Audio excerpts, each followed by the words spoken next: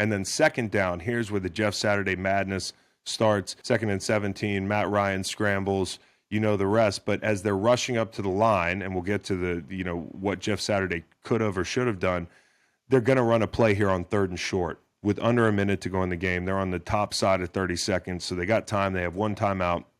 They rush up, and I believe that Jeff Saturday is trying to catch the Steelers in sub. I mean, they're in sub right now. They got little guys on the field.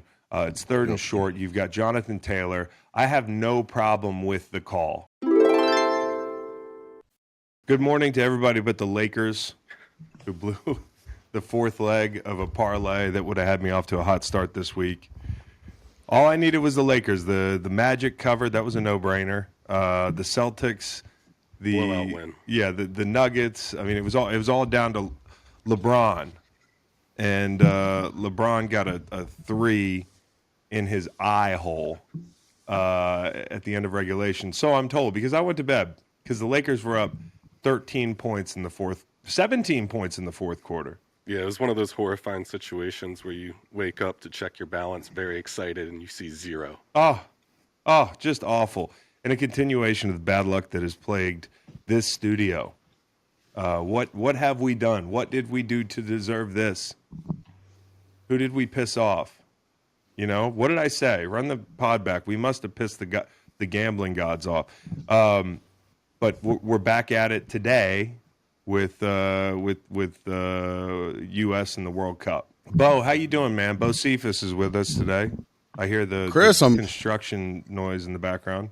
I tune it out. I don't even notice it anymore, man. Yeah. I don't think about it every fucking waking second of the day. I'm good, though. It's good to be back in Studio B over here. Had a lovely Thanksgiving back in Minnesota. I'm thankful for you, Chris. I know I mentioned that last week. Want to mention that again. One thing I am a little fucking annoyed about is, I kind of need a transitionary period after Thanksgiving before we go in all in on Christmas. I'm seeing all this Christmas shit. I'm seeing Christmas ads. Everyone's decorating their house for Christmas. It's still November. I'm not quite ready for Christmas yet. So I need a week to just kind of unwind from Thanksgiving. Nah, bring it on, Christmas. Man. Distract me from my reality. You want right into Christmas for the Grinch over here? You ready? Yeah, go right into Christmas.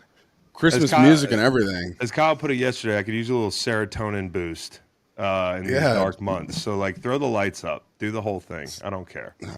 Oh, all right. Let's bring you some Christmas joy. Yep. What do you want for Christmas, Bo? Ooh, what do I want for Christmas? I got to think about that a little bit more. I'd love some candy in my stocking. Let us know, Bo.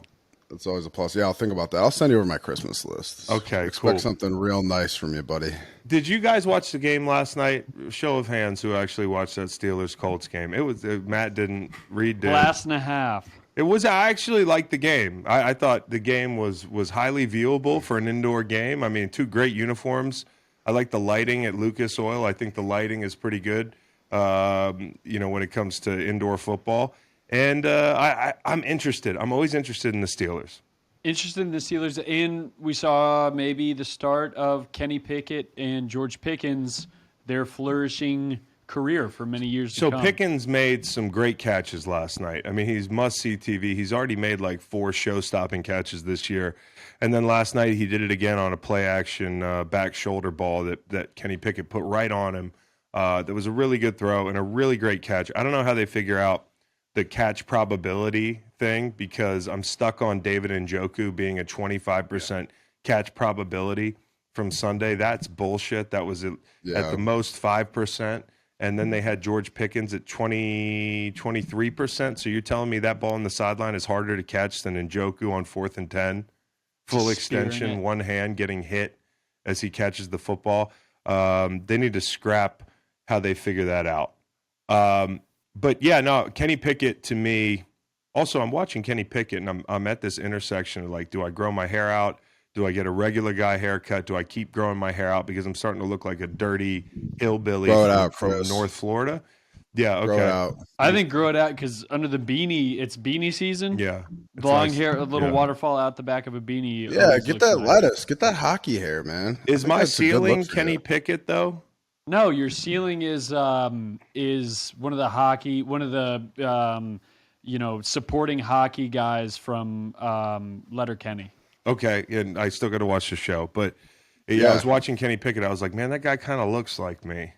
I don't know could if I see want to that keep comp. growing my hair out so I can look like Kenny Pickett. But Kenny Pickett looks pretty good on the football field. I'm going to say this: every time I watch Kenny Pickett, I'm waiting to, I don't know, be discouraged. I'm waiting to say, yeah, this guy doesn't have it. It's just when you draft a quarterback at the bottom of the first round, that's an interesting place to grab a guy, right? I mean, it's not like there's a 100% hit rate there. Lord knows there's not a 100% hit rate at the top of the first round.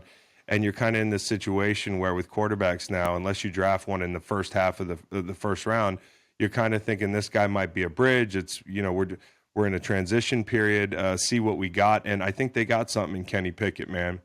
He moved around in the pocket really well, Yep. and he was finding the intermediate passes. He was 18 of 22 for 126 yards on passes traveling fewer than 10 air yards, and he leads the NFL with a plus 6.8 completion over expected on passes under 10 air yards this season. So he's doing a good job, and he had a good opening drive on the road. When you're a rookie quarterback and you go on the road, and the Colts, there was energy in that building. This team is playing for something. My wife Meg was sitting with me last night like, you got to watch this whole game. And I was like, I'm honestly interested in this game because I'm interested in Kenny Pickett. I like watching George Pickens.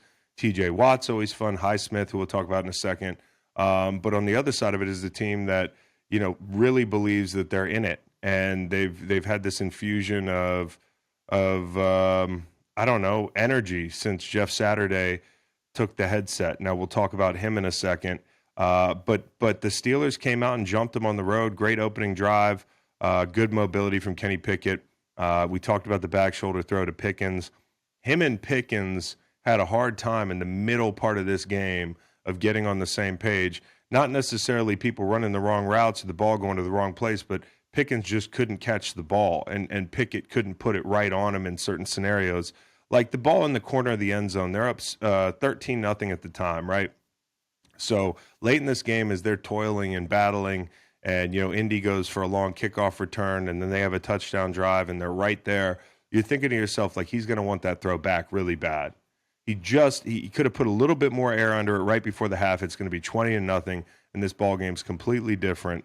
But Pickens, it's a little bit out ahead of him, and I think he probably could make this catch if he lays out with two hands, but not a perfectly thrown ball. There were also some drops later in the game. That's one he would want back. And fast forwarding to the end of the game, Deontay Johnson also had a rough game, including a drop in the end zone. There was a second and 20 or 16 where he caught the ball going over the middle and had a chance to turn it up for a first down. Doesn't get it. So Deontay Johnson, not his best game. Pickens, even though he was inconsistent, is just a magnificent player to watch. When it comes to the end of this ball game, and the situation is the Steelers are up by a touchdown, the Colts have the ball, they're driving, they came into half and they couldn't get anything going. I mean, Matt Ryan's first two passes were damn near intercepted. The second one was. He looked shook in the first half, and you can really see when they bring pressure, what mobility, lack of mobility, how that factors in when you pressure a 37-year-old quarterback. But in the second half, something Jeff Saturday did or said in the half had these guys out there slinging the ball around a little bit. So they're driving. They got a chance to tie this ball game. And Alex Highsmith, who's a really good player and who's coming along, and this is kind of his breakout year. He's played second fiddle to T.J. Watt. He just went double digits on this sack in the final drive.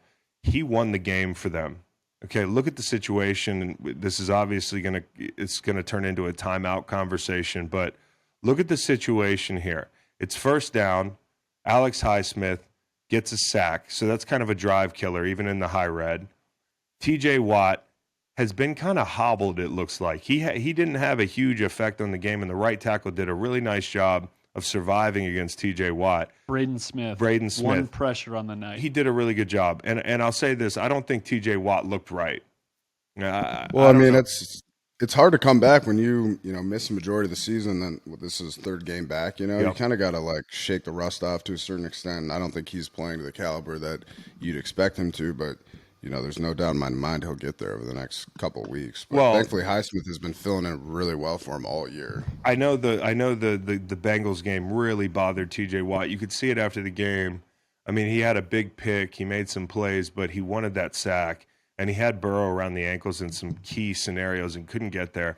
But tonight he looked, or last night he looked a little bit like he just wasn't right. Like when my dad used to watch me play.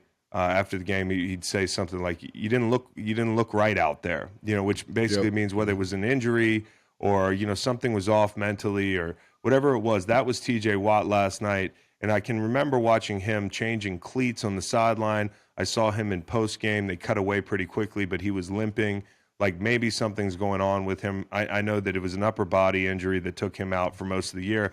But when you're out of football, as you said, and you're working your legs back into it. It can be hard to get into shape, and you can also incur little dings that kind of compound what you're suffering from already. So T.J. Watt did not look great last night relative to his standards, but Highsmith stepped up with that sack on first down. And then second down, here's where the Jeff Saturday madness starts. 2nd and 17, Matt Ryan scrambles, the rest. But as they're rushing up to the line, and we'll get to the what Jeff Saturday could have or should have done, they're going to run a play here on 3rd and short. With under a minute to go in the game. They're on the top side of 30 seconds, so they got time. They have one timeout. They rush up, and I believe that Jeff Saturday is trying to catch the Steelers in sub. I mean, they're in sub right now. They got little guys on the field. It's 3rd and short. You've got Jonathan Taylor. I have no problem with the call. And I know a lot of people made a big deal about this call because – myself included, I haven't been a fan. I was not a fan of how Jeff Saturday was hired, but I am a fan of Jeff Saturday. I think a lot of people are waiting for him to make that big mistake, and they're like, we got it right here. The mistake was not running a play on 3rd and short with one timeout into a nickel front, a nickel front 7. I mean, actually, if you freeze frame that shot as Alex Highsmith, the hero, is making that play on 3rd and short for a TFL, you can see it. Jonathan Taylor's got one guy to make miss at the sticks, and he's got a first down. So that's all you can ask for. I have no problem with that call. The problem is Jelani Woods, who had a great game, Wahoo, Virginia guy. Jelani Woods had the best game of his career, but on 3rd and short, they're hurrying to get lined up, and they run a play out of gun, and Woods can't cut Highsmith off. And that, to me, is the problem. A lot of times we second-guess things, and we say that was the call, but the call was the right one, and the call probably yields a first down. If your tight end, who's he's an oak tree, the guy's enormous, can get something on Highsmith, who makes the play on 3rd down and short, which forces 4th and a couple of yards. And here's what happens on 4th and a couple of yards. Alex Highsmith goes bull rush, and he gets Matt Ryan off the spot. You know the rest, incomplete pass. So 3 plays, Alex Highsmith out of 4, directly impacts the outcome of this game.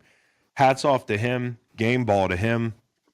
And another guy that looked really good was Snell in Snell. relieving Najee Harris. And I know for a lot of Pittsburgh fans, Najee Harris is a little bit of a disappointment, which I don't like using that word because I think he's still a solid player and that sort of thing. But a lot of people probably would say the offense runs better with somebody else. Let's see somebody else, a different type of back. Snell had a nice game. 12 for 62 and a touchdown. Najee has had a tough year because that offensive line hasn't been, for the last couple of years. Now, obviously, last year he had a really solid rookie season, hasn't been able to replicate it in part because of the offensive line. But it was interesting to see Benny do much better with the same tools. Yeah, and sometimes being elusive when you have an offensive line that's not a 10 out of 10 group. And you've got some garbage to sift through. Maybe some people are missing blocks. Like having a guy who's got a little bit more burst, a little bit more elusiveness can be a good thing. You think a big back can break a lot of tackles and clean your mess up. I really think Benny Snell looked good last night. Here's the argument that's raging. Is Jeff Saturday wrong? And as I said earlier, I have no problem with rushing your team up with one timeout to go. You had plenty of time. And running into sub, because I believe that's what he was doing. I thought for a second last night that Matt Ryan slid or dove forward at the sticks and thought his second little skid carried him over the sticks, and I remember him looking up and looking to the sideline to see if he got the first down. And I'm not sure if Matt Ryan was aware that he didn't have the first down initially, but I got to think by the time they snapped that ball, they know the sticks. The play was not the problem. The timeout that Jeff Saturday should have taken, and you always do this in 2 minutes, it's like a cardinal sin not to, is when you take a sack, you call a timeout and you regroup. That's where you take your timeout. That's where you take your timeout.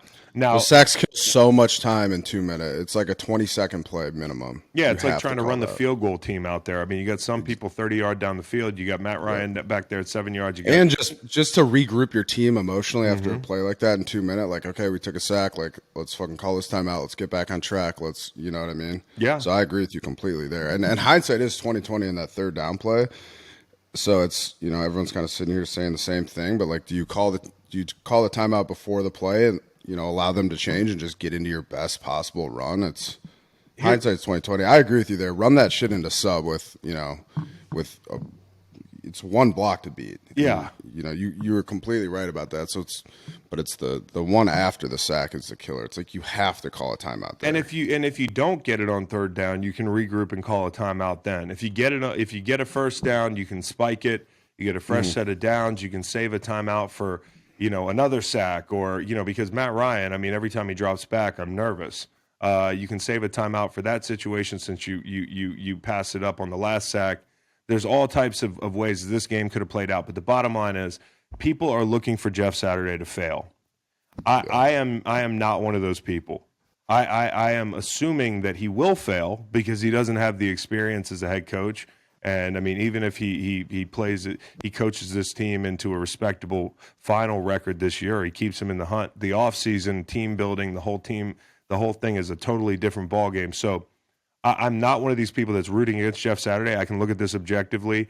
I don't think that was a bad deal. I mean, people had criticized him early in the game because Matt Ryan ran up to the line to run a quarterback sneak in 4th and short, and they don't run it quickly. You know, they kind of sit there for a second, and then he snaps the ball and picks up the first down.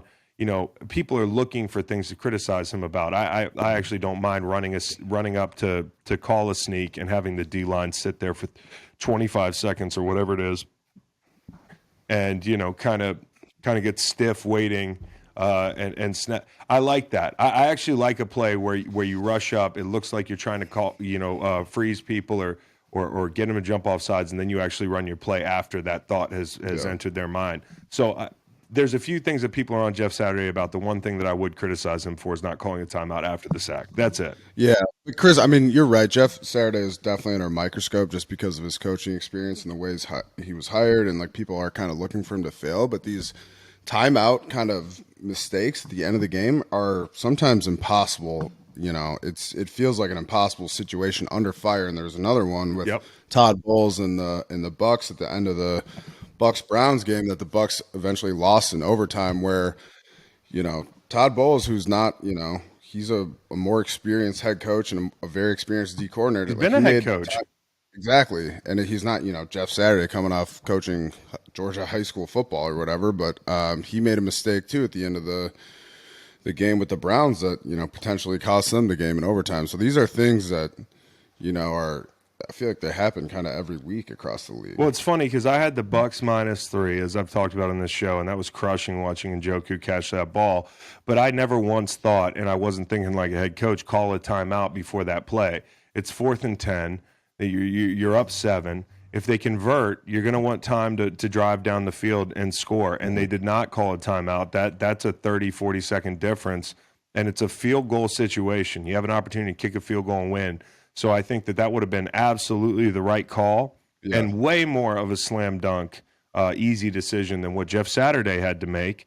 So I guess the point being, and I'm not, you know, letting Jeff Saturday off the hook because I think they should open that job search up in the offseason and look for a real coach. The Todd Bowles mistake was worse relative to the experience he has, which I'm told, like, you know, it makes you immune to making these decisions. Or not making these decisions. So he doesn't take a timeout. And then when they get the ball back, they have a big chunk play. They have a couple chunks or whatever it is, and they're 8 seconds away after a Julio Jones reception. They're right there. They have a chance to be in field goal range. They don't take a timeout. early in that drive. They have plenty of time. They can call that timeout, and they'll have more time to actually kick the field goal at the end of the game. So 2 instances at the end of that ball game where Todd Bowles was caught with his pants down. But what's interesting to me, Chris, is like, if you look at Jeff Saturday with Matt Ryan and Bowles with Tom Brady, these are two incredibly experienced quarterbacks that have kind of been there before, And what I was thinking about is Bowles kind of waiting for Brady to take the, kind of take ownership for those timeouts on the field kind of thing. Right. It just feels like Bowles was kind of playing that safe, playing that for a tie that obviously did not work out. And he went in the media afterwards and talked about how, he didn't want the quarterback to throw an interception. It's like, okay, that's all well and good if it's, a first-year quarterback like Kenny Pickett or whatever. Right. But you got, Tom Brady here trying to lead your team down the field for a field goal. Like, it should definitely be doable, and you want to preserve as much time as possible. So it's just interesting. It feels like a mistake that, Bowles didn't necessarily own up to. So last night we had the Colts mascot pie to fan. That was fun, but we also had another mascot this weekend, Jackson DeVille. He popped on with a little banana hammock action, and Bo, I know you wanted to give out a Miller Lite mention for him. Yeah, exactly. But do you think he took the Florida man a little too far? No, I actually kind of love that. He leaned into it. I don't know. That's definitely drip king of the week for me, Jackson DeVille. You don't get a lot of opportunities to shine as a mascot, and he leaned into it, man. He had that banana hammock on. I know they got that pool, field side in Jacksonville. I kind of like that. Maybe take a dip in the pool afterwards. Maybe take some mushrooms. I'm looking at these. Sometimes I look at mascots and I'm like, that would be like a performance-enhancing drug for these guys.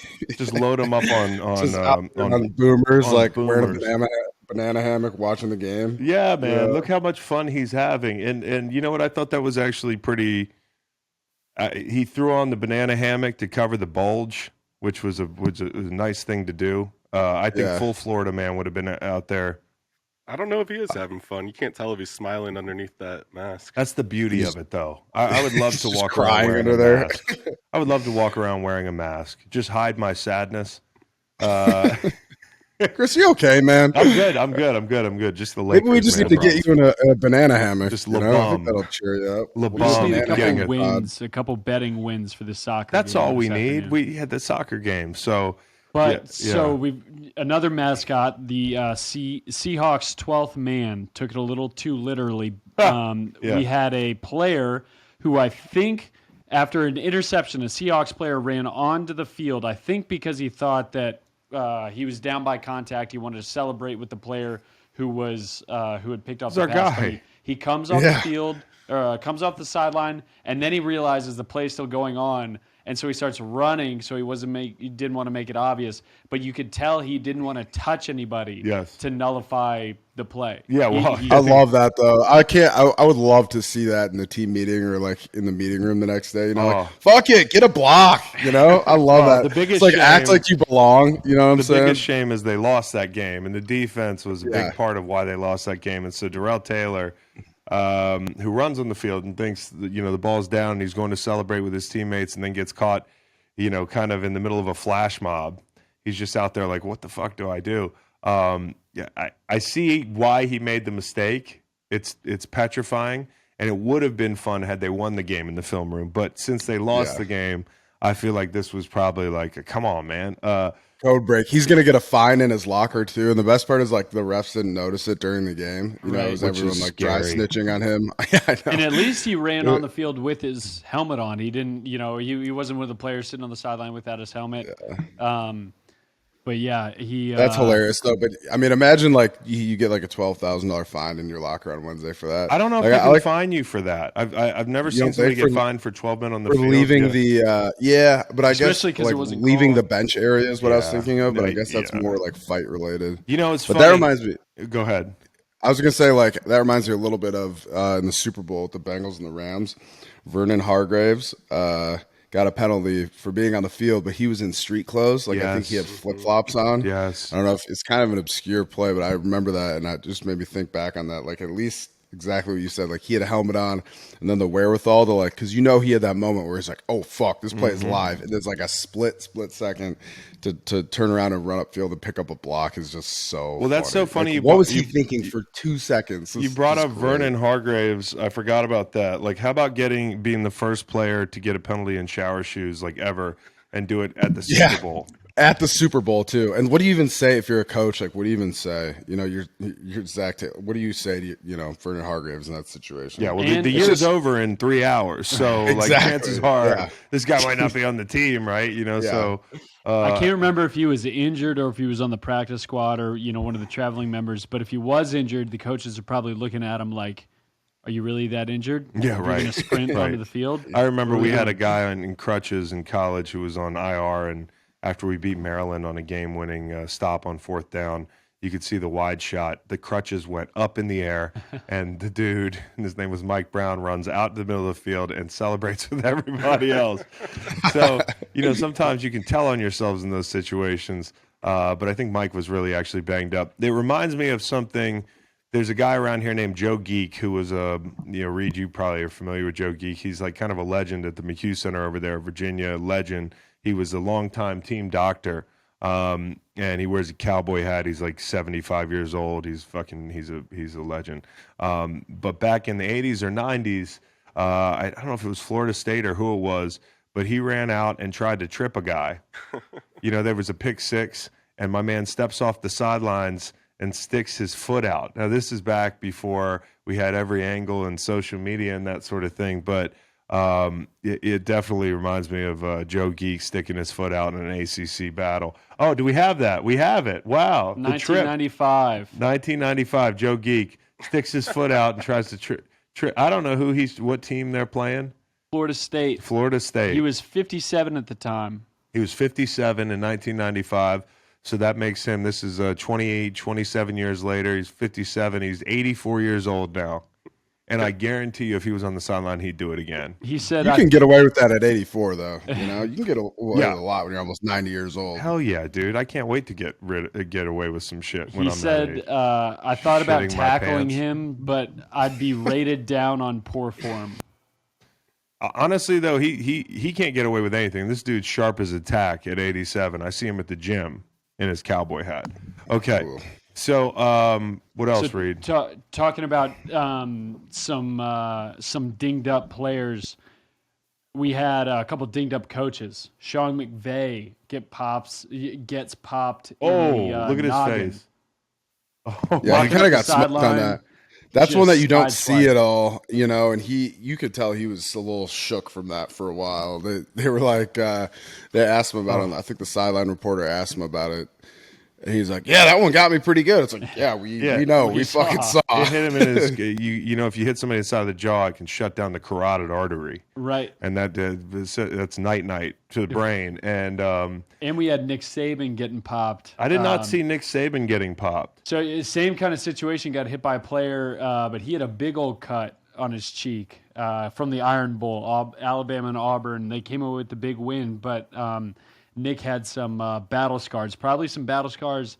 First battle scar he's had, from a football game probably in a long time. Well, listen, it looks like he was riding the back of Bobby Petrino's motorcycle, and Bobby took the worst of it. I mean, that's all I can think of. It looks like a little minor road rash from Nick Saban. His comment was weird, though. He said that unlike some of his players, he didn't have to go to the medical tent. Well, maybe a joke. By He's old just Nick waiting Saban. for that Yeah, one. he couldn't wait. Waiting to call his players pussies. I love it. When it comes to like coaches getting injured, I've seen a few coaches get injured on the sideline. I've seen coaches tear their ACLs. I've seen coaches break their legs. That always makes me, it gives me the heebie-jeebies when somebody who's unathletic gets their legs taken out because they just don't have, like if an NFL player gets his legs taken out, like the other night, Lane Johnson, now he's ready for this. He's running in space to go block up a screen, and one of these DBs who's penalized for the play comes in and knifes his knee out. And actually, if he was playing on turf, that's an ACL or whatever it is. His foot didn't get stuck in the turf.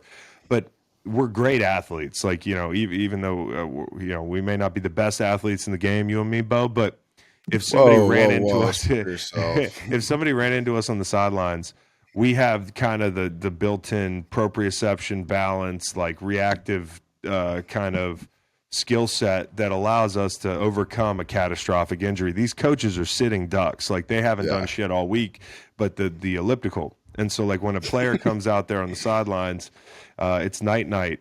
If somebody's running down low and tabletops an assistant coach. I've seen coaches get hurt, and it was their fault. Chuck Cecil, I tell this story sometimes, was he was an amazing. Look up Chuck Cecil on YouTube. You don't have to do it right now, but Chuck Cecil was like an animal out there on the field. He was a safety back in the 80s, and this is before they called any penalties. He was like a psycho. I mean, he was like an absolute psycho. And he was Jeff Fisher's longtime assistant. And Chuck Cecil used to come up to me before the games and want to headbutt me without a helmet on. So he would headbutt me repeatedly, like right before kick. And then I'd run out there, and as I was running out there, I was like thinking to myself, like, what a crazy motherfucker. And I can remember coming back out after a 3-and-out, the first drive of the game, and seeing Chuck Cecil being tended to by the medical staff with blood on his face. So, these coaches, man, it is a contact They just want to sport. feel alive, man. The coaches, he needed that. Yeah. Did you see the clip of the college kid from Pitt bashing his helmet? I think it was. What was that about? I don't know. I want to couldn't look more into tell- that. I couldn't tell if he was like excited because if you extend it just before he's talking, Yeah. they look like they're talking about something great that happened. He's walking down the Right. bench and then just slams it.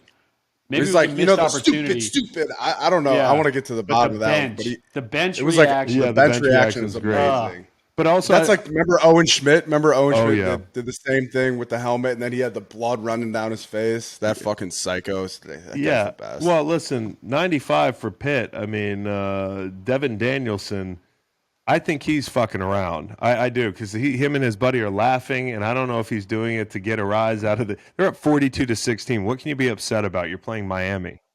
Seriously. So- But the way he did, like, it's not like he didn't pull that helmet at all, No. But it's great to see the reaction of the guys on the bench, and he kind of took that like a champ, too. Yeah, no question. If you're doing draft analysis on him, does that help or hurt his stock?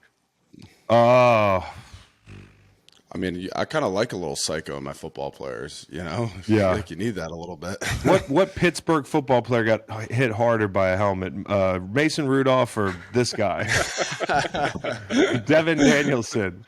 He's got what it takes at the next level. They just they turn him into an offensive guard, and when they have to block Myles Garrett, you just send him out there to fight Myles Garrett, try to get Myles ejected. Yeah, just helmet on helmet contact. Go ahead. Real fast before we get to Bo's mentions, Bo, I just texted you a tweet. I want you to tell me the first thing that jumps out at you. It's a screenshot of the Volkswagen Italy, their Instagram page. I love that. It's swag genitalia. That's what it looks like. It's like that brief little moment a couple weeks ago where like Twitter kind of became the Wild West again, and people were buying verified profiles and like tweeting whatever they wanted.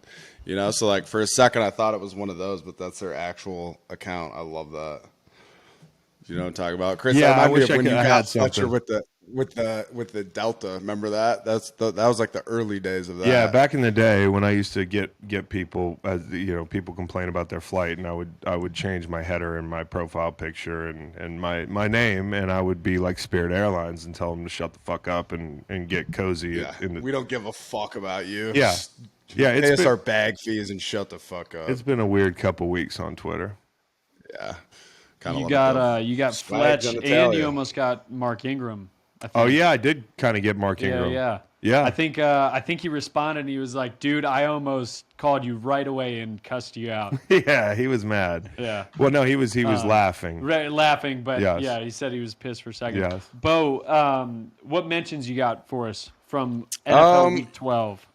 Yeah, let me just shift gears a little bit. We already talked about Jacksonville, Drip King of the Week, wearing the banana hammock, really making us all drip. You like a furry? I was trying. Yeah, exactly. You I know, got there's a big people with a furry thing fetish going for on. that. Yeah, you're looking at one. Do you think there were a couple furries in the crowd Sunday 100% that were like kind of turned on by Jacksonville? maybe even on the field? The players are like looking at that. You know how like they're on the sidelines of games, like during a dull moment, like a TV timeout or something, like you look around and just see some of the weird shit that's happening. You're like, huh? Like you just turn around, your mascot's in a banana. hammock. You know. Well, in Jacksonville, I've always said this. They do some of the wildest stunts, man. They do some of the scariest, most dangerous stunts, and they don't just do them. They do them in Florida, where I'm pretty sure, like, if you're going to go to a carnival or a state fair, Florida is like a bottom 5 state to do that, because I just don't trust that everybody tightened the nuts and bolts. You know, I just don't trust that somebody tied off Jacksonville's rappel line tight enough. Like, I've always felt like they deserve like a Lloyd's of London insurance policy. Like, the Jacksonville should have a $5 million insurance policy. And now, what else? What can't he do? He can sexualize himself. He can be risky. This is one of the Like, best. most teams would have the cheerleaders sexualize themselves, but like the Jags went with the mascot. Okay, you know? maybe do this. I kind of love that pitch. 2-minute break. 2-minute break here. I want you to give me your favorite NFL mascots. In honor of Sexually or Jacksonville. just you know? Yeah. Oh yeah. Which ones would you actually? NFL mascots. Take a break and we'll rank the mascots. Okay, I can hit some of these Miller Lite mentions. Yeah, go ahead. So I want to give a shout out for Man Dog of the Week. I really loved the Bengals front seven against the Titans. I thought they really, like DJ Reader and those guys, were really prepared. But I want to give a shout out to Logan Wilson, the inside linebacker, number 55 for the Bengals. They did a really good job against the Titans and Derrick Henry, their run game. So Logan Wilson had 9 tackles, a TFL, and a PBU. But really, that whole front seven played really, really well. You know, Henderson and the rest of the guys. So that was fun to watch. Pretty physical matchup there between the Bengals and the Titans. You see Ted Karras running off the field saying, like, fuck Nashville. Kind of love that fire out of him, too. So, you know, that's my Man Dog of the Week. I've kind of reserved that one for, you know, interior D lineman, but give that one to a linebacker. And then locker room guy of the week, wanted to go with Dev McCourty. Saw a really cool thing where Robert Kraft was honoring Dev for 200 starts as a Patriot, which is definitely something to be commended. If you're in an organization for 200 starts, it's impressive. Yes. I think it's even more impressive when it's that organization, because they can be very cutthroat with some of their veteran players. But I mean, you know this, Chris. Dev is an amazing guy and kind of does everything right. And to see him honored, he got a cool kind of like a mashup compilation photo of all of his 200 starts, and saw Matt Slater give him some love too. So those are 2 football players I'm a huge, huge fan of. So I wanted to give Dev a shout out for locker room guy of the week. You know, in 200 starts, that's kind of getting up there in the Hall of Fame. You know, like, there's not a lot of people that start 200 games in the NFL, incredible. let alone the first, you know, on the same team. So, you know, I know that doesn't factor into, you know, getting a gold jacket, and we're not talking about Devin McCourty in that way, but go look at a list of guys who have started 200 games in the NFL. There's not too many.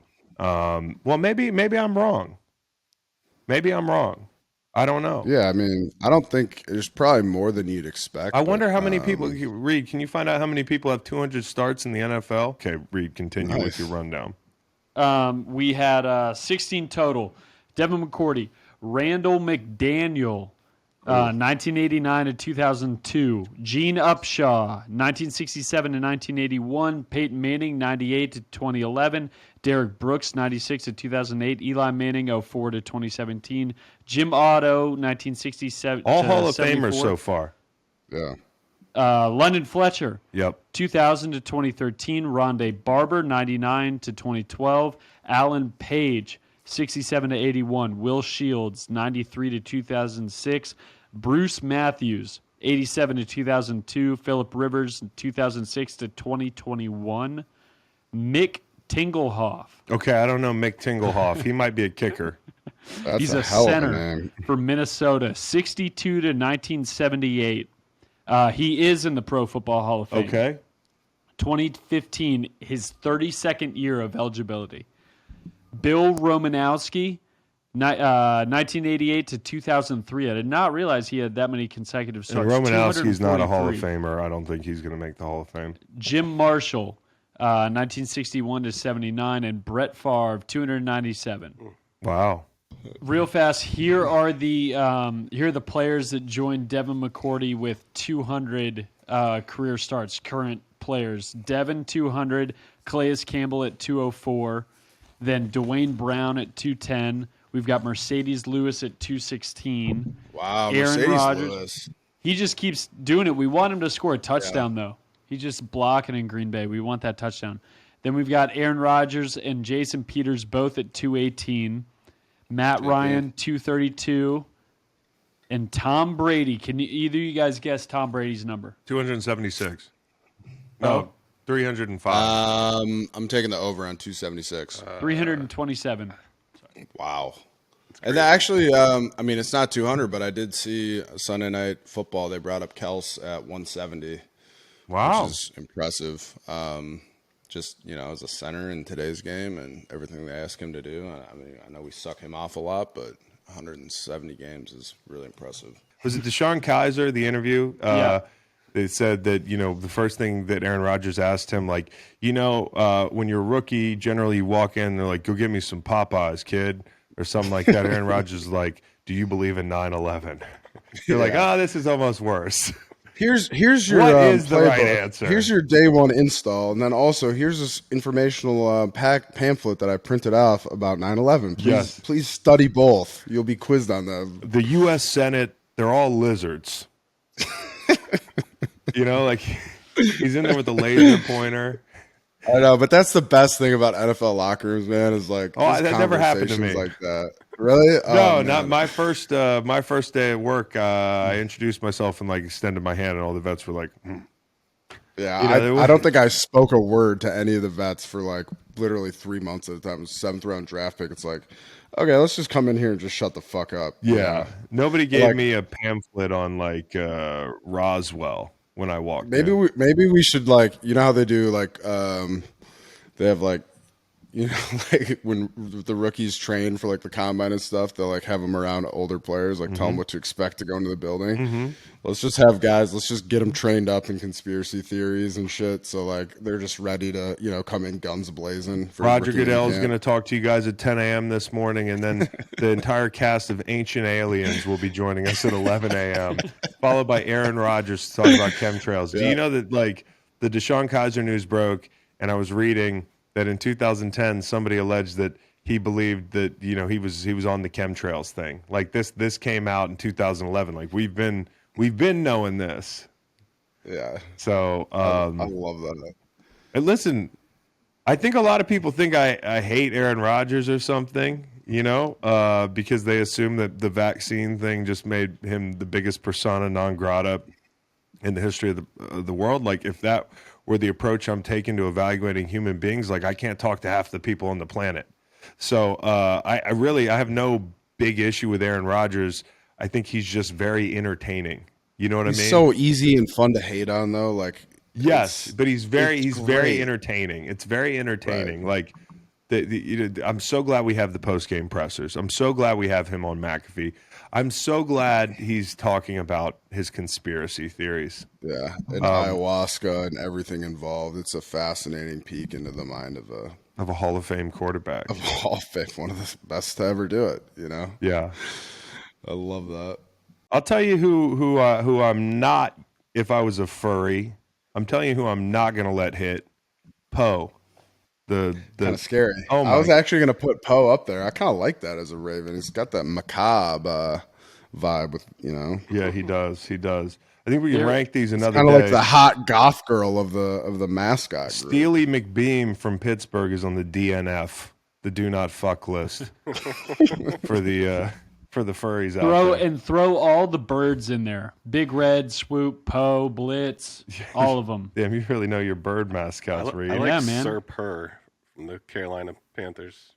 Kind of like a metrosexual panther. He's Metro. He's Metro. He's like the Pink Panther. Now Sourdough Sam, 49ers mascot. That's I somebody like who that mascot. you could get into bed with. What about the Browns elf? Yeah. That mischievous little fucker. Yeah, the brownie. He might be up there for me. He could be up there. Rory, The elf, the Lions mascot. Brownie's got the smallest piece of any of the mascots for sure. If that he's not rocking the banana hammock. No. He's got to hide that thing. I love how we lay out the pod shit we want to talk about, and we just end up talking about hottest mascots. I mean, Which mascots would you fuck? I mean, He's sourdough Sam, if a- he was a human being, he's got like that butt chin, a nice Yeah. jawline. And I love the. I don't know, Flipper though. I love the minor hats where it's flat on the front. It's the cowboy hat, but flat on the front. Yeah. That's good. There's also Sir Saint, the American dad looking Sir Saint. Got the big old chin. Nobody. Hey, listen. The Chargers don't have a mascot right now. Is that true? Boltman. Remember Boltman? Yeah. Boltman's, Which is too bad because Boltman was pretty badass. why would they not have a mascot? I also on Makes no Wikipedia, sense. Las Vegas Raiders. There's a guy named Raider Rusher. I'm pretty sure that's going to be Josh Jacobs on my Google image search. Yeah, Raider Rusher. He's a fucking weird looking guy.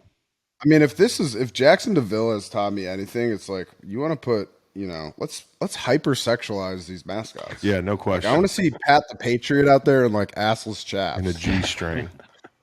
Yeah, with a musket, like a huge musket, like one of those. It's like an elephant gun, Like let's see that. Let's we don't need to sexualize cheerleaders anymore, It's I don't think we 2022. need to sexualize cheerleaders at all, Bo. Well, Speaking Yeah, of I that, did guess. you see the male cheerleader in Carolina, in Charlotte? I fly on the wall, people whose heads exploded, like the guy in the front row of the Clayton Bigsby rally on the Dave Chappelle show when they saw a male cheerleader. Oh my God! Woke NFL! not in my NFL, Not Chris. my NFL! Meanwhile, like all the players are wearing pants so tight you can just see a dick print on every player. Yeah, well, not just No, that. we Like, can't have male cheerleaders. yeah, well, we watched football all Saturday with a bunch of male cheerleaders, and then you give the guy some pom pom Sunday, and a bunch of fucking Seventh Day Adventists just melt down. Probably, I would imagine. Sourdough Sam. I didn't even know that was the mascot for the 49ers. Why sourdough? Anyways, Because that's where they got the sourdough starter, man. Back in San Francisco with the gold rush. okay. Oh, guys, Bakers found the loaves they were making out in the American West had pleasant, tangy taste. But why? It turned out that San Fran's famously foggy climate was and is the perfect environment for the Wild West yeast cells and naturally occurring bacteria that give sourdough its characteristic flavor. That's why he's Sourdough Sam. Yeasty. Yeah, educational podcast. Okay, Luke Fickell to Wisconsin, Bo. How do we feel about that? Yeah, so I could go on about this for a long time. Do it. And I'll I've go get been, my Grubhub. seriously, but that was a tough transition there. I guess we're talking about Wisconsin with the Packers and Aaron Rodgers, but Tough here's the thing about transition. me, There are no right? tough transitions in this show. I'm a Wisconsin Badger purist, so I really am proud to be a Badger. I love the team. I love a lot of the traditions and history and kind of the way that Wisconsin does things. And usually, I was very upset when Wisconsin, the athletic directors, Chris McIntosh, Barry Alvarez, who's a legendary coach, kind of brought, made Badger football into what it is. He's revered around Wisconsin, revered in Madison because he's an excellent coach. He's a great guy. But he stepped down as athletic director, and Chris McIntosh took over. And Paul Chryst he played at Wisconsin. He played at Wisconsin in the '80s. He was an offensive coordinator at Wisconsin when I was there. He briefly was a head coach for Pitt, and then he came back to Wisconsin. So what I'm saying is he's always kind of been a Wisconsin guy, and Wisconsin is not typically a reactionary program. So to fire our head coach, especially a guy like Paul Chryst, 4 games or whatever it was into the season, it kind of, really sat with me the wrong way. And there were a lot of, former Badger football players in the NFL and things like that kind of came out in defense of Paul Chryst because he is truly a great guy and a great coach. So you're sitting there, you're kind of scratching your head like, okay, we fired Coach Chryst 4 games into the season. Like, why would you do such a thing? And the answer at the time was because, Jim Leonard, who's done a great job as defensive coordinator for the Badgers, we've had a very, very good defense over the last 4 or 5 years. Thank God. Yeah, I know, because, a brand of Wisconsin football is not sexy, but we've been successful. Yeah. And so you think that you're going to, replace Paul Chryst with Jimmy Leonard and, he's going to kind of take take the reins and he's going to lead the program. So that's, you kind of justify, doing Coach Chris dirty because you're like, okay, well, you don't want Jimmy to go take a head job somewhere else, whether it's, the Nebraska job that's open, in the Big Ten. And I'm kind of getting a little long-winded here, but I'm just surprised. I guess I was initially very, very surprised that, the program and, Chris McIntosh didn't hire, Jim Leonard, and kind of what it says to me that they're going with Fickell. And I actually talked to, Connor Barwin and Brent Selleck and Jason Kelsey about Luke Fickell because he was in Cincinnati and they've gotten to know him pretty well. But I don't know. Here are basically my thoughts. It's a little bit bittersweet because what it seems to me is like the end of, kind of the historic Wisconsin way of doing things, which is, the Barry Alvarez brand of running the football and, kind of doing what Wisconsin does, not necessarily recruiting, super flashy recruits and kind of building the program and, getting guys from, Minnesota, like where I'm from, and Illinois and Wisconsin, and then getting, bigger recruits from California and Jersey and Florida and stuff like that. But what I think that this really is basically Wisconsin is kind of entering a new era. There's so much money in football now with the NIL. There's so much money in it now with the TV deals, and there's a lot of money in it for players too. And I think Wisconsin is trying to kind of change their approach to everything and really kind of enter this new NIL era of football. There's a new Big Ten, USC and UCLA are joining the Big Ten, which is kind of strange to think about because they're, West Coast teams. When you think of the Big Ten, you think of Ohio State, Michigan, Wisconsin, Penn State, Michigan State, and stuff like that. So do I think that Luke Fickell is a good hire? I do. I think he's a good head coach. He's a nose guard. I love that. He strikes me as a kind of a tough guy. He's done really well in Cincinnati. He's a three-time state champion and in Ohio as a wrestler, which is kind of a tough guy thing to do. Like, they take wrestling pretty seriously in the fucking Rust Belt.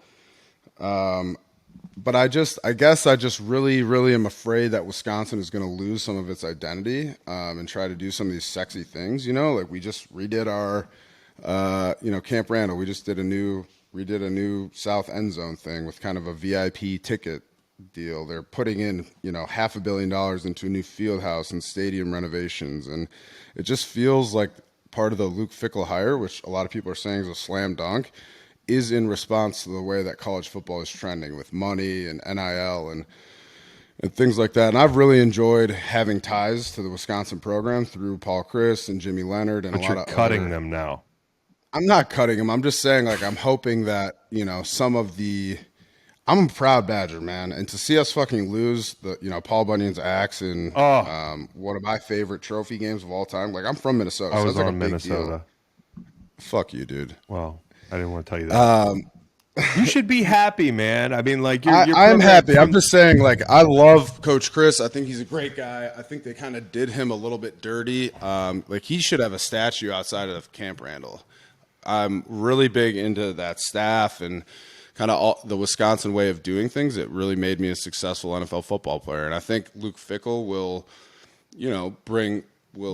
I think it's a good hire. But I'm just, you're butthurt. It's hard because I'm not butthurt. I just am really loyal to Paul Chris and Jimmy Leonard. And I really, am kind of, it's a little bittersweet. What if I told you they were eyeing this up all year? I think that they likely were, man. Yeah, I mean, like Luke Fickell, on the surface, it doesn't feel like a lateral move because Wisconsin's a really great program, a group of five program, the whole thing, and the recruiting and all that stuff is going to help, and his ties to Ohio and all that stuff. It doesn't feel like a lateral move, but you would have thought Luke Fickell, and no offense to Wisconsin, might have waited for a bigger job, and that's not like. But it makes Wisconsin's attractive destination. It is. I'm just outside looking in. I just thought Fickell, it's the same way I think about Matt Campbell, who actually is being talked about for the Cincinnati job a little bit. Fickell would be a great fit for a number of reasons. You said like, hey, I'm more into building a program. We're getting, I don't want to get flashy recruits. We want to build the right way and that sort of thing. He just did that at Cincinnati. He built that program up from not nothing, but into a playoff team. And, he's been a head coach before. He replaced Tressel in 2011 as an interim coach, which seems like a long time ago. Another plus for you is he's a nose guard. Good for you, Bo. Yeah. You talked about that. It's a good fit with his Ohio roots, the whole thing. And I think it's a good fit for Wisconsin, Chris. It's just it's a changing of the guard. Barry Alvarez is stepping down as athletic director. It seems pretty clear that Chris McIntosh wants to kind of put his own stamp on Wisconsin football, and it seems like kind of a depart. It seems like this might sound very surprising, but it's kind of a bold hire. It's just Wisconsin getting out of its comfort zone, and I thought, this, Chris. I'll shit on JJ Watt a lot, and he had a tweet. JJ tweeted, Jim Leonard is one of the greatest and most beloved Badgers of all time. Really feel for him in this process. He represents everything great about Wisconsin. At the same time, incredibly excited about the Luke Fickell hire and the message it sends about our goals and expectations. I just think that's a very interesting tweet from JJ. It's true. Like that's a great tweet. That's very true. But it's just so safe, and it just struck me as such a funny political tweet of kind of playing both sides. But at the same time, mad. I really agree with it. I just really you don't like Jimmy change, Leonard. man. You Wisconsin football doesn't like change. You don't like I think change it in needed to general. happen. You don't like change in general. Like when you like to know exactly what's going on at all times. And right now, it feels like as a Wisconsin guy, you don't know what's going on. But I'll tell you this: like the one thing that I didn't, and we'll play the pod off to the song "Changes." Changes. Bo, you got to deal with some change here. So just play me off as I rattle this off. That Luke Fickell had 9 guys in the draft last year. That's third behind Georgia and I think Clemson. So to JJ's credit, there's a lot to be excited about for Badger football, but it's just. But I'm sad. Still a little raw about Paul Chris, and I really think Jimmy Leonard is a great coach. I think he will be a head coach. If not, I think he'll be a D coordinator. For an NFL football team, he's going to get a big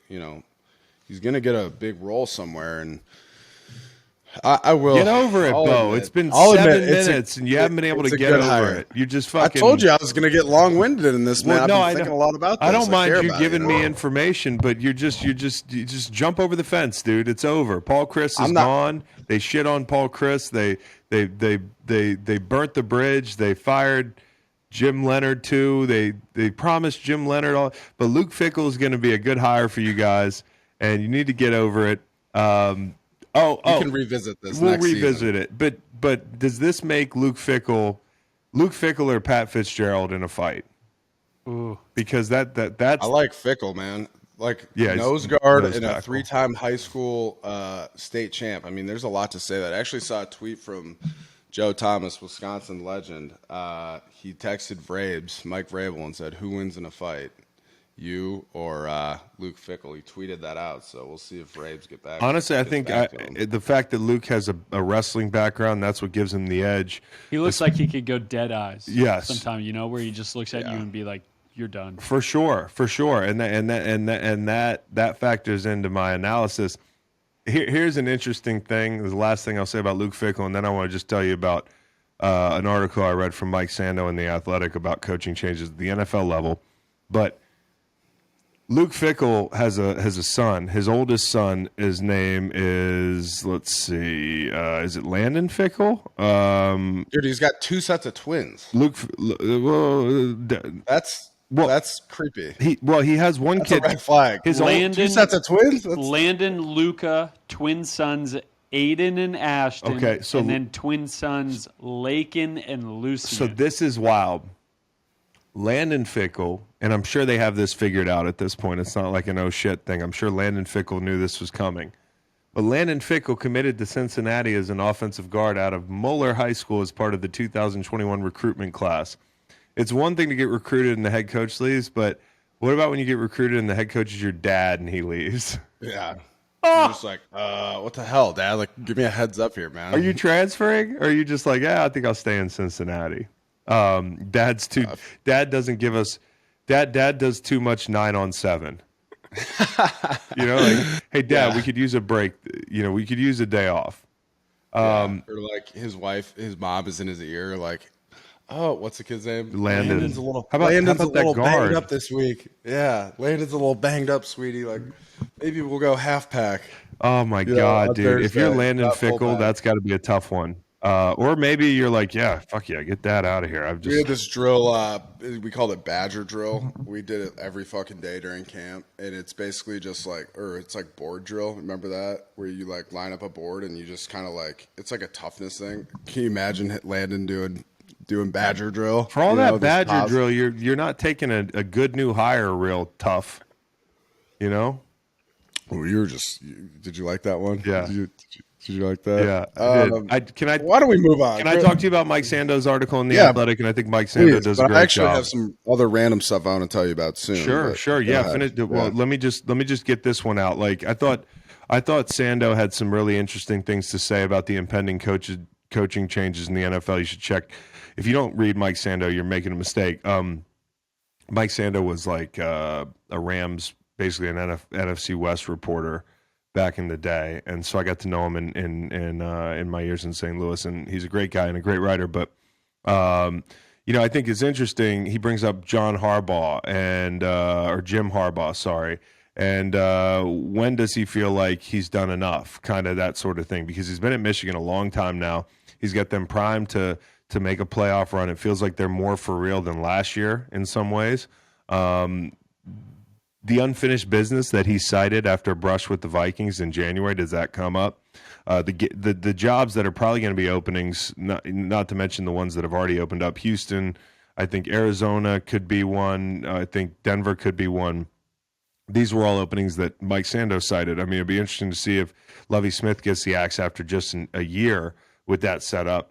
I'm sure that won't be. Was Vegas mentioned in that? Vegas was not mentioned in that. And that's interesting because it's all about the money. Right. They can't afford to fire him. So they don't have enough money. Arizona, Denver, Houston. One guy he brought up was Sean McVay. Okay. So Sean McVay's 36. He just got married. He's done everything he could possibly do already, right? Like he won a Super Bowl. It happened fast. Could he be burnt out? Could he hit the booth? He could probably make $1 billion working for Amazon, as Mike pointed out. Yeah, and he's not going to take any, helmets to the chin in the booth. That's right. McVay doesn't strike me as someone that's going to – I mean, he seems like he loves football and he loves coaching. I think I'd personally be pretty surprised if he were to retire after this season. I don't know, man. The ship you think is – he wants to end on such a low note? Yes, because there's no way out of it. I know that – I know I've talked about this before. The Rams are like a burning building right now. I know when I use that term, everybody's like, "Damn, that's so harsh to talk about a team." But they don't have a lot of draft capital, and like, what are you doing? You're staring a reset dead in the face. If he has an easy out right now to go make a long reset too, like this is going to be a reset of maybe. But bottom line is Sean McVay, if he could hop to the booth and make more money doing that and then bide his time for the next job, the big thing is that he just signed a deal. So it's one of those things when you look at it as like, if he wanted to come back out in a year or two, somebody would have to trade for his rights. Now, that's happened before with John Gruden. It's not out of the question. He is a proven commodity on a level. Sean Payton's another interesting one, talking about people who are in the booth. Yep. But his rights are owned by the Saints too, so I think that'd be a similar kind of situation. But I think, he's going to have a head coaching job. He will, and then there's Dan Quinn, right? And everyone's talking about Kellen Moore as well. So it will be interesting. But Peyton, also Debacle, who we've spoken a lot about on the podcast, Debacle Ryans from the 49ers. He's kind of spearheading that great defensive. Unit in San Francisco. So there are some pretty interesting, new coaching possibilities. Well, it's funny. After Carolina fired Rule, it was like Debacle started – his defense played bad for a couple weeks. And people were like, damn, all eyes on Debacle Ryan, and they're not playing well. And Now they haven't given up a second half point in a few weeks. They're dominating defensively, and this Sunday is going to be a lot of fun. By the way, the Niners and the Dolphins, I looked last night at where the money was. I think 95% of it was on the Dolphins, the bets and the money. And the Niners, so that might be one to load up on. I want to keep checking that. And that's in San Francisco. It's in San Francisco. Right? And so, anyways, I think Sean Payton, when you talk about him, people have floated the Chargers, but they don't pay, for instance. That was brought up in this article. And the Rams could be a logical fit, in Sando's words. But what would it take for Sean Payton? If I'm Sean Payton, I might wait another year and hope that some fucking team fires their head coach and is going to draft Caleb Williams, because that's what I would probably do if I was Sean Payton. I'd take another year off and I'd try to intercept Caleb Williams. I think. Hold on one second. This is interesting. This was from Sando's article, and I'll leave it here. Harbaugh has done a miraculous job the last 2 years there, an agent said, but he went into the Minnesota interview like the job was his. He was going to sign a deal and then leave. That did not sit well with Minnesota, and these owners talk. Once you've had the kind of power Harbaugh has had at Michigan, is it much harder to work in the NFL with the limitations you have there? What ends up happening is when you go to the pros, you're dealing with men and owners who have bigger egos than you. And I agree and all that, but I would. It's kind of like Urban Meyer almost a little bit in a way. Yeah, but except for the fact that Jim Harbaugh did a terrific job in San Francisco. And, after a 4-year stint, he kind of rubbed people raw and vice versa. Harbaugh, I think if you're looking at the prospects of staying in college, you also have to think about NILs. You have to think about the transfer portal. Like, yes, you cede some control, and you're kind of the king of the castle up in Ann Arbor. And it's a lot less sexy to be a pro coach in Houston, but you don't have to recruit and then re-recruit and then deal with all this NIL stuff. So that's the trade-off is, you deal with grown men. He's done that before. And so I thought that was interesting. Another place that popped up was Indy, and the Jim Irsay Harbaugh relationship seems entertaining but possibly combustible. That could be a fun one to watch. Yeah, so I don't know. We'll see. Do you think he'll be a head coach next year? Next season? I do. Yeah. I'm not positive. It depends on the openings, but I think what he showed us in January is that he wants to be an NFL head coach again. And if he wants to be an NFL head coach again, he's going to be an NFL head coach again. I mean, I want to leave you with this depressing stat, Reed, and then we'll wrap this up. This was, I think, also from the Sando article. Russell Wilson, okay, most starts under 17 points weeks 1 through 12 in the history of the game. This was a humbling list for Russell, and it was a humbling list for me too. Achilles Smith, 2000. Jamarcus Russell, 2009. Joey Harrington, 2003. And our guy Jake Plummer, 2000. Oh, yeah, there's two more. The Rams in 2008 and the Rams in 2011. That's how I started my fucking career. So anytime you want to say you walk a mile in my shoes, you have no fucking clue. Are there a bunch of pass rushers going off in Denver? How's that going? Okay, so the Bulger in 2008, Bradford in 2011. We were bad in 2011. Like, Sam was getting hit by a truck every time he dropped back to pass. This team's better than those teams.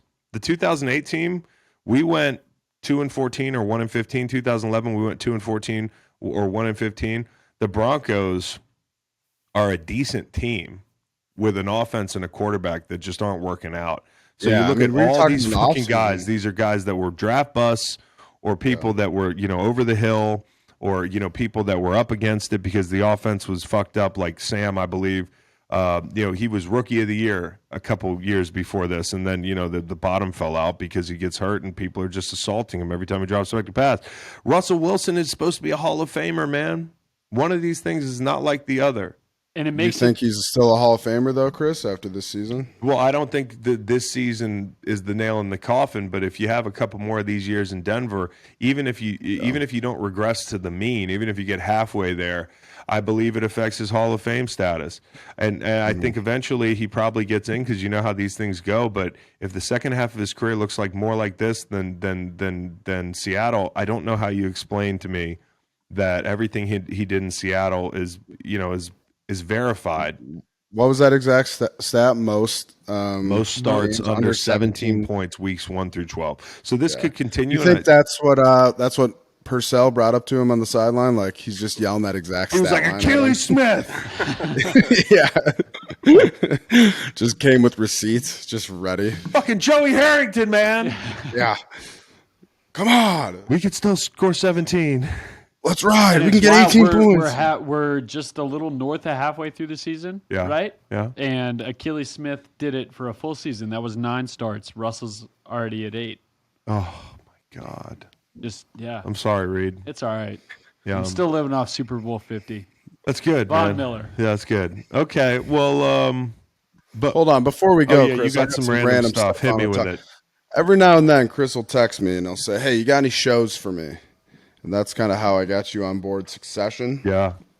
You know, which did you ever finish that? No, That's I a good did. show, And Chris. Macon would probably claim to get me on Succession. So maybe that was a team effort. Succession, and what about Severance? Severance was great. You're 2 for Severance 2. is great.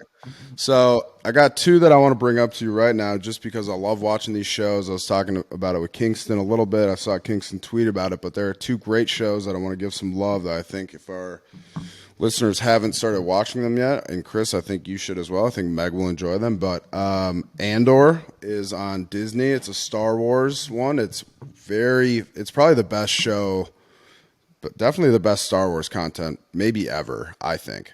Incredibly well written, very, very, very good show. Amazing score, amazing. It's really, really good. I can't say enough good things about it. Just ended with the finale last week. Really can't recommend it enough. Check it out. It's super good. So it's in the Rogue One kind of world.